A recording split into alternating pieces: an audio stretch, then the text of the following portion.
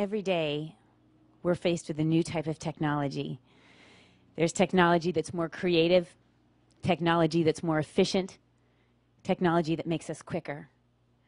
But what we have to do is to connect into our story and our vision as to why we're using this technology before we just jump into using the latest technology. My story starts when I was 12 in Mexico. I was on a family vacation there with my mom and my dad, who've been married 44 years, two of my best friends. And we were around a traditional marketplace. And as my dad and I veered off just a few steps, we looked down this cul-de-sac of every starving, begging, maimed child. And at that age of 12, I just remember these words bold across my mind: unacceptable. And from that point on, I started volunteering in our local communities, passing out clothing, working in homeless shelters, serving food. That became my story. That became my experience. That became a vision behind how I would use technology. And in founding Universal Giving, I found there were three items, there were three experiences that founded Universal Giving. Part of that story started in Guatemala with glue. When I was in Guatemala, I went down there to help serve children and help them delice them and help shampoo them, people who never got a chance to really get a shower or get washed and cleaned. And as I was walking down the street to the community center every day, I'd see all these men passed out on the street with cloths over their mouths. And what I found is that they were stealing glue from the local factory to pass out and be unconscious on the street because their lives were so miserable. The second part of my story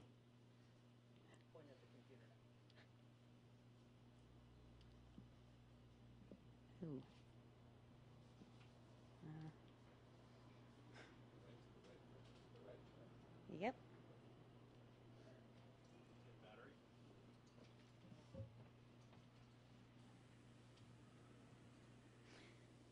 The second part of my story is with a pot. This was a pot outside of Bangalore in India. We were 4 hours outside working on microfinance. And with the women out there, if they had a baby girl, they had to put the baby girl into the pot in order to kill it. It was not popular to have baby girls. The third part of my story, go back one. The third part of my story is in Cambodia, in Chung Ek. And out here was all the people who were affected by Pol Pot and his regime. And here we have all of the skulls that were of all the people that were affected. So when you look at your story, for me, it's about glue, it's about a pot, it's about the people of Chung Ek who had to give up their lives, people who live lives that don't have meaning and that aren't able to live in a meaningful way. And that became my story behind Universal Giving. With Universal Giving, we're a website that helps people give money and volunteer all across the world. What we do is we've created a website that allows you to search by a country such as Tanzania or Kenya and in issues such as education or the environment, and you're able to find vetted projects in more than 100 countries across the world. So what we do is we vet those nonprofits and those projects to make sure that what you are giving and volunteering with is the top performing across the world. What we do is we also have 100% pass-through so that we don't take a cut on the donation. So everyone is able to give and to volunteer without being charged. And the way we're able to do that as a nonprofit is because we work with companies and help them with their socially responsible programs in more than 50 countries across the world. So we help companies do good across the world. They pay us to do that, which allows us to offer this service to you for free so that you can give and volunteer for free. So what I would ask you to do before you jump into technology is look at what is your socket? What's your story? What is your vision? This actually is one of the most exciting parts of technology. We look by this technology and we don't even realize how important it is in our daily lives. We plug into this every day. It's light. It's definitely light, but it's light not only externally, it's also light internally. What is the internal light that drives you?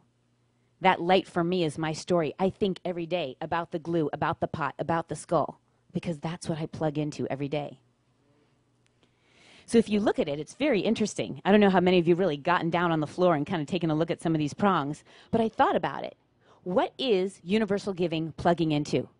One, it's our vision. It's to create a world where giving and volunteering are a natural part of everyday life. We want you to think about donating and about volunteering just as you would paying your cell phone bill. If it's that important to text, it's that important to give and to volunteer. Second, we think about scalability. We want universal giving to be country to country. People from Tanzania giving to Japan. People from Kyrgyzstan giving to El Salvador, so that we're connecting countries all across the world. And third, we look at personal relationships. Technology is used to connect people so that they are giving and volunteering of their hearts, of their money, of their time, and connecting with other people. And then you take those three prongs and you go right into the tunnel of entrepreneurship in action, living it, practicing, building your organization throughout the day so that you are living that vision, that scalability, those personal relationships moment by moment. One of the most exciting parts about universal giving is making that technology personal. And one of the things we do is use it through gift registries. It's a gift registry we know for anniversaries, for birthdays, except for most people do it for physical objects and items. And here, we do it for the gifts on universal giving. So you can go in for an anniversary or birthday and list projects that you care a lot about. For example, it might be give $25 to feed a family in Sudan. Or it might be buy $25 to buy eyeglasses for children in Tanzania. And you list those projects and people can give to that through your registry. So what then happens is that what you're actually doing is creating the ability to connect country to country. And this marriage has just done that. Someone created a gift registry for their marriage, and people from Norway are giving to people in Brazil. So think about how a marriage and how your own personal relationships can affect the world, going from country to country. But I would say that technology is not just about the web. We have to think in the future about what is going to happen way, way beyond the web. And one of the concepts we're going to see moving forward in technology is identity revelation. What happens here is that you're going to be walking in your office or walking down the street, and you're going to be able to tell your smartphone, I can't remember this person's name. Where did they last shop? What kind of gifts do they like? Where did they donate to? What issues do they care about?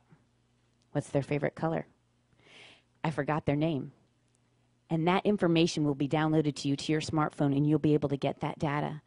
It'll help you fundraise more, understand more, be more compassionate. Is it scary? It can be. Or we can make it personal and make ourselves connect with people more and serve them, especially in philanthropy. So I would say we've misnamed it. It's not Web 2.0. It's not Web 3.0. It's Technology 3.0. And it's all about the quality and trust that you create. It's about personal connection, and it's about multiplicity. So when you look at technology and when you have your story and when you have your vision, you have to think about what it is that you pop out. Here, for example, we often use targeted email lists and a blog, a personal blog. So you can't just engage with all the different parts of technology. Think about what's going to be most useful to you and your vision and your story of what you're trying to communicate. So what I would say to you is let's go back to our original technology. What's your socket? What's your vision? What do you connect into? For me, I remember glue. I remember a pot 4 hours outside of Bangalore in India.